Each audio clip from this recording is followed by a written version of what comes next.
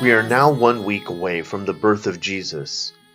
If we were to have lived at this moment in time, we would not have thought anything different of the day. Going to bed, rising in the morning, and conducting the day's activities would be the norm. If you were a shepherd at that time, you knew your place in society.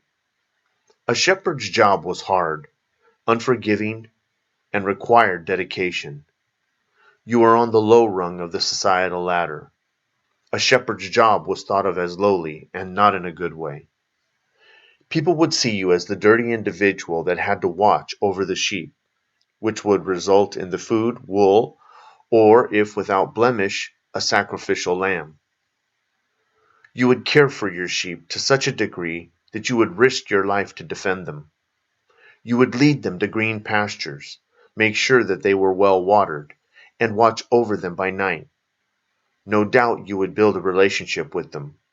Your voice would become known to them, and they would follow you as their leader, their caretaker. You slept and ate in their presence. You walked with them and guided them. You healed their wounds and ensured their well-being. Though the world saw you as relatively insignificant, to the sheep you were one of the greatest parts of their world. The shepherd's position was relational to the work of Jesus, so much so that Jesus would liken himself to a good shepherd, referring to himself as such. He mentioned how a good shepherd would leave 99 sheep to seek out one that was lost. He sought me out, and I'm sure you can see yourself the same way. Jesus stated that his sheep hear his voice, and David refers to the Lord as his shepherd. But you are going through the motions of another day of shepherding. You may not be a shepherd, but you know the feeling. You are likely conducting some other activity in your life. You are going to school. You are a housewife, a business person, or one of the many roles you can perform. It is just another day. The Jews are under the control of Rome. They are not free. In this culture of people that are thought of as a thorn in the side of this empire, the shepherd is thought of as the lowest trade. Are things ever going to change? The nation had been praying for the long-awaited Messiah. When would he come?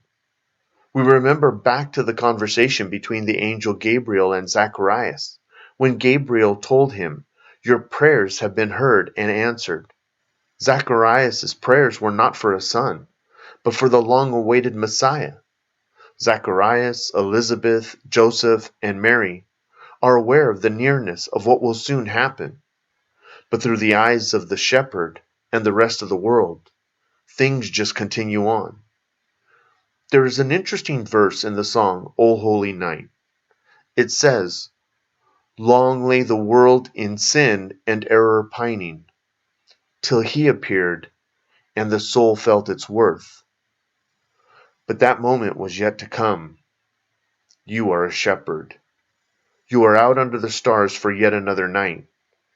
You are watching sheep, not realizing that in 7 days the Son of God, the Messiah, will be born. He will be both the greatest shepherd and the spotless lamb. But you are a shepherd, and it is just another night.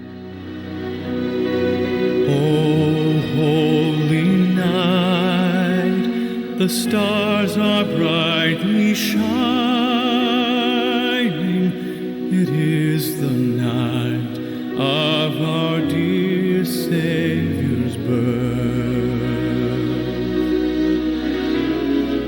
Long lay the world in sin and error pining, till he appeared, and the soul felt its worth. A thrill of hope, the weary world rejoices, for yonder breaks a new and glorious morn.